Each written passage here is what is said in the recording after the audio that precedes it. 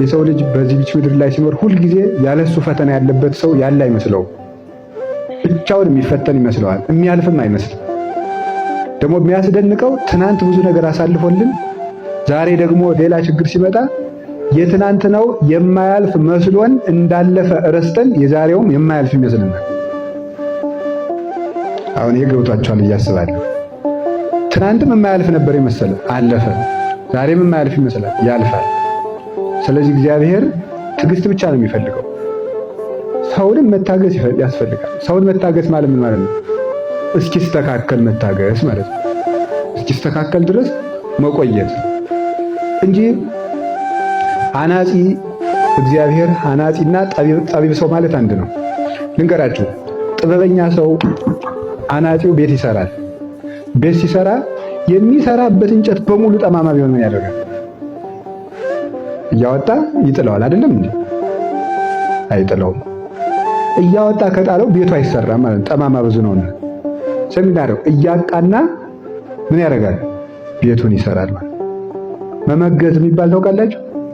ምንድነው መመገዝ? ካበጠው ላይ ይከረክረውና ወይም ደግሞ ከዚህ ከጎበጠው ላይ ይከረክርና ፍላጭ እንጨት ሲያስገባበት ይቃናል። እዚያ በኋላ ተቃንቶ ድምድም ላይ ይወጣል ማለት ነው። ቤት እየተቃና እንጂ ርቱ እንጨት ተገኝቶ ቤት ተሰርቶ አልቆ አያውቅም። ሰውም ቢሆን እየተቃና ነው እንጂ ከአንዱ ሰው ላይ አንድ ችግር ስናገኝ ከዚያ ስንሸሽ፣ ከአንድ ሰው ላይ አንድ ነገር ሲያደርግ ከዚያ ስንሸሽ፣ አንዱ ሆዳም ሆኖ እናገኘዋለን፣ አንዱ ሌባ ሆኖ እናገኘዋለን፣ አንዱ ምቀኛ ሆኖ እናገኘዋለን፣ አንዱ ነገር ሰሪ ሆኖ እናገኘዋለን፣ አንዱ ለፍላፊ እናደርገዋለን ብሎ እናገኘዋለን። ችግር ባገኘን ቁጥር ከሰው ተለይተን አንዘልቀውም። ሰዎችን እያስተካከልን መያዝ ነው። እግዚአብሔር እያስተካከለን የሚይዘን። ሁልጊዜ የሚደንቀኝ እኔ የዘካርያስ ታሪክ ነው። ዘካርያስ በሽምግልና ዘመን ልጅ ትወልዳለህ ተባለ። ምንድነው ያለው? እንዴት ሆኗል? የሕግ መምህር ነው። ጽድቅ ለሰው ሲያስተምሯት ቀላል ናት ሲሰሯት እንጂ።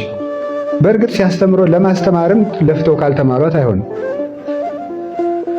እና እግዚአብሔር የሚሳነው ነገር የለም እያለ ኦሪትን ሲያስተምር የነበረው ሊቀ ካህናት እንግዲያማ የሚሳነው ነገር የለም አንተም ካረጀ በኋላ ልጅ ትወልዳለህ ሲባል እንዴት ሆኖ ይሆናል አለ። ከዛ ምንድነው ያደረገው? ቅዱስ ገብርኤል አንተ እግዚአብሔር እንዲህ ብሏል እያልክ አይሆንም የምትል ተጣጣራጣሪ ብሎ በሰይፍ አልቀጣውም። እዚች ምላሱ አካባቢ ዘካርያስን እንጨት አርጋችሁ በሉ፣ ጸጋውን ቤት አርጋችሁ ሰዱ፣ ቅዱስ ገብርኤልን ሐናጺ አርጋችሁ ሰዱት። ምንድነው ያደረገው? አንደበቱ አካባቢ ቅዱስ ዘካርያስን የቤት መስሪያ እንጨት አርጋችሁ ስሉ፣ አንደበቱ አካባቢ ጉድለት ተገኘችበት ማለት ነው። ምን የምትል የጥርጥር እሷው ላይ አቃናት ማለት ምን አደረጋት? ዲዳ አደረገና 6 ወር ዘጋትና እሷን አቃንቶ ልጁን ሰጠው ማለት ቤቱን ሰራለት። እግዚአብሔር እያስተካከለን የሚይዝ እንጂ ችግር ሲጎባጣ በተቀኘ ቁጥር እግዚአብሔር እያወጣ አይጥልም፣ እያቃናን የሚይዝ። ቅዱሳን አባቶቻችን ተቃንተው ለክብር በቅተዋል። ስለዚህ ሰውን መታገስ ያስፈልጋል። በኋላ የገዛ ልጁ ቅዱስ ኤፍሬም እንደሚናገረው አፉን ከፈተለት። መልካም ልጆች እንደ ዮሐንስ መጥምቅ የአባታቸውን አፍ ይከፍታሉ፣ ነውረኞች ደግሞ ነውር ሰርተው የእናት አባታቸውን አፍ በአደባባይ ይዘጋሉ ይላል። ይሄ ልጅህ ነው?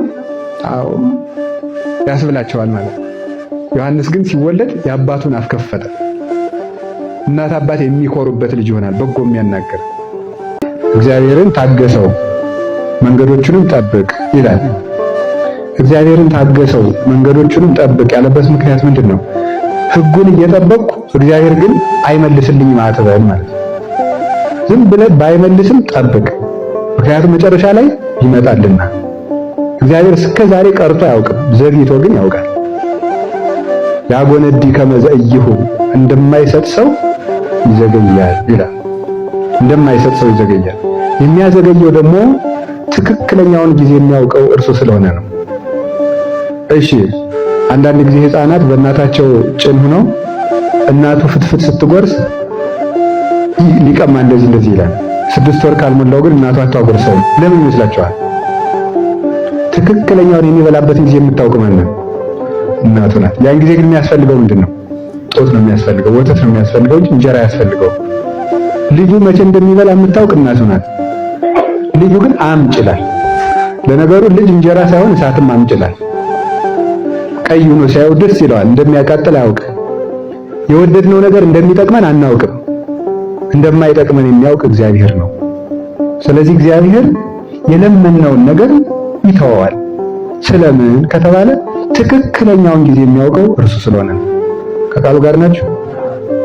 አሁን ሰው ገዳም በገባ በወሩ ቢበቃ ጥሩ አይደለም?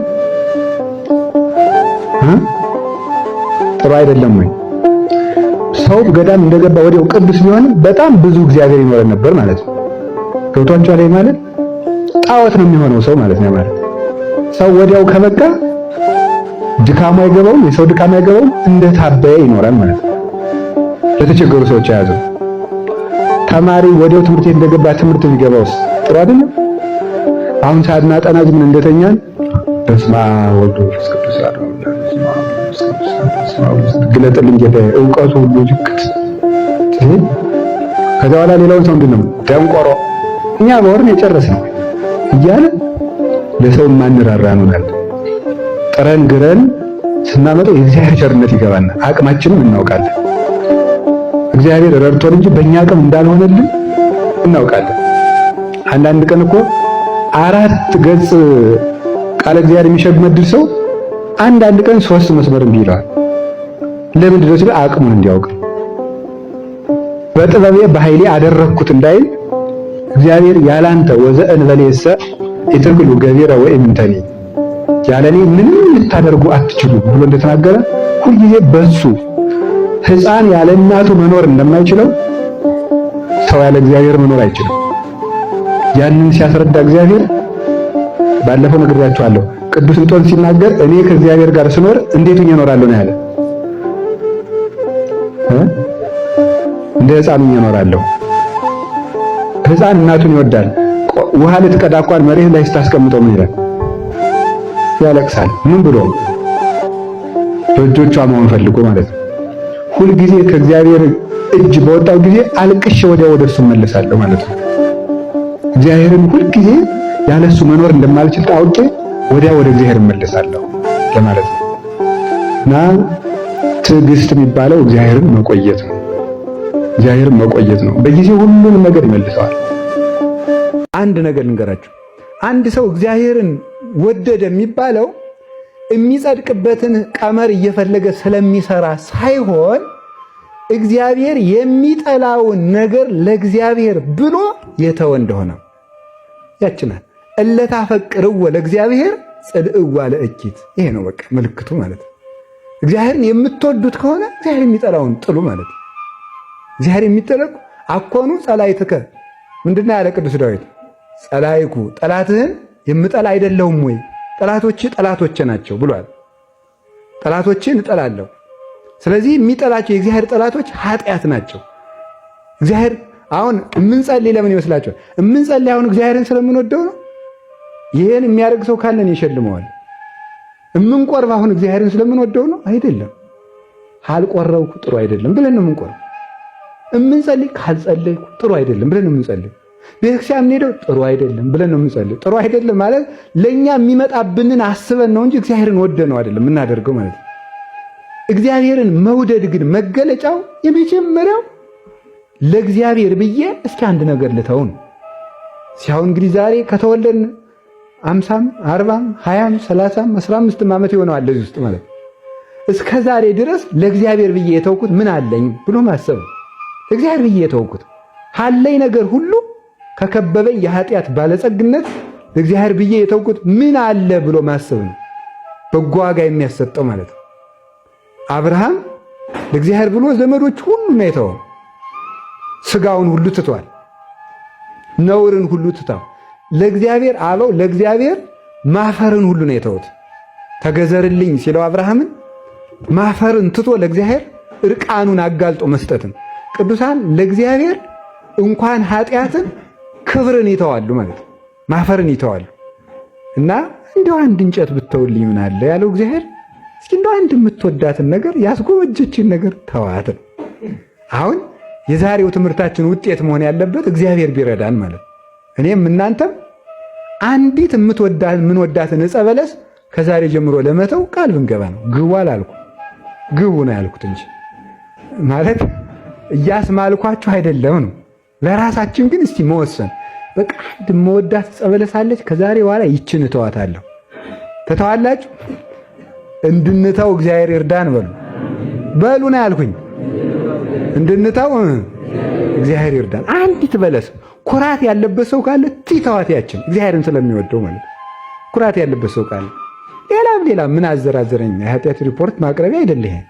ሌላም ጉድ ካለብን እስቲ እንደው ለእግዚአብሔር ብለን ያችን ልተውለት። ይችን በለስ ይሄው ሁሉ ፀሐይወት ሰጠኝ፣ ይሄው ሁሉ አጥራጥሮልኝ፣ እስቲ እግዚአብሔር እንደው ይችን ልተውለት እንደው ይችን ብለን ማለት ነው። ለወዳጅ ተብሎ እኮ ስንት ነገር ይተዋል እናንተ። ለወዳጅ ተብሎ፣ ለጎረቤት ተብሎ፣ ለወንድም ተብሎ፣ ለአንድ ባለውለታ ተብሎ እኮ ቀጠሮም ይሰረዛል። ለእግዚአብሔር ብለን እኮ አንድ የኃጢአት ቀጠሮ እኮ አሳልፈን አናውቅ። አንድ የኃጢአት ቀጠሮ ፈልገን ተዘጋጅተን እንሰራታለን እንዳታልፍብን ማለት። ለእግዚአብሔር በብዙ ጊዜ መካከል አንድ ጊዜ ሳይኖረን ለኃጢአት ግን ፈልገን ሰከንድ እንኳን እናገኛለን። ያንን ጊዜ ማለፍ መቻል እግዚአብሔርን መውደድ በገነት መኖር ይሻላል። በገነት መኖር የገነት እጽዋትን ሁሉ እየበላን ዕፀ በለስ እንድንታገስ እግዚአብሔር ይርዳን። ፍቅረ እግዚአብሔር በልቡናችን ይጽናልን።